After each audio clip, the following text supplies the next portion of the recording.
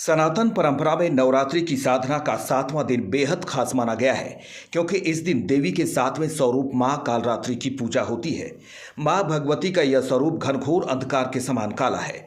इसी कारण से देवी के भक्त इन्हें कालरात्रि बुलाते हैं।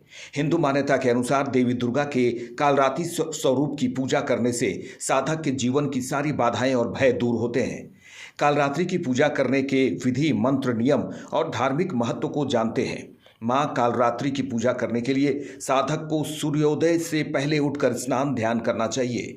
इसके बाद साफ कपड़े पहनकर देवी के व्रत को विधि विधान से करने का संकल्प लेना चाहिए। इसके बाद घर के ईशान कोण में चौकी पर लाल कपड़ा बिछाकर मां कालरात्रि का चित्र या मूर्ति रखनी चाहिए। इसके बाद उसे गंगा जल से पवित्र करने के बाद देवी को लाल चंदन या रूली का तिलक लगाना चाहिए। इसके बाद फल फूल, धूप, दीप आदि से देवी की पूजा करें।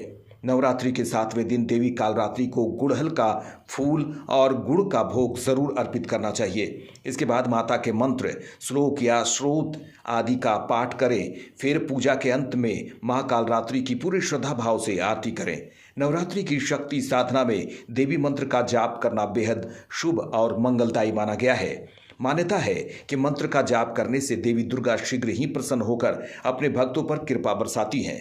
पौराणिक मान्यता के अनुसार इस बार जब देवता और मनुष्य रक्त बीज नाम के राक्षस से परेशान होकर महादेव की शरण में पहुंचे तो महादेव ने मां पार्वती को उसका वध करने को कहा। इसके बाद मां पार्वती ने कालरात्रि का रूप लेकर रक्त बीज के साथ युद्ध किया। रक्त बीज की खासियत थी कि जब भी उसके शरीर से एक भी बूंद खून धरती पर गिरता था तो उसके जैसा एक और राक्षस पैदा हो जाता था। इसलिए मां कालरात्रि ने जब उसका वध किया तो उसके रक्त को पृथ्वी पर गिरने से पहले ही अपने मुंह में भर लिया।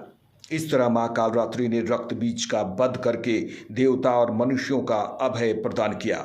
हिंदू मान्यता के अनुसार मां कालरात्रि की पूजा करने से साधक के जीवन से जुड़ी सभी बाधाएं दूर होती हैं। मां कालरात्रि की कृपा से व्यक्ति अपने शत्रुओं पर विजय प्राप्त करता है, उसका शत्रु भय दूर होता है और वह निर्भय होकर जीवन जीता है।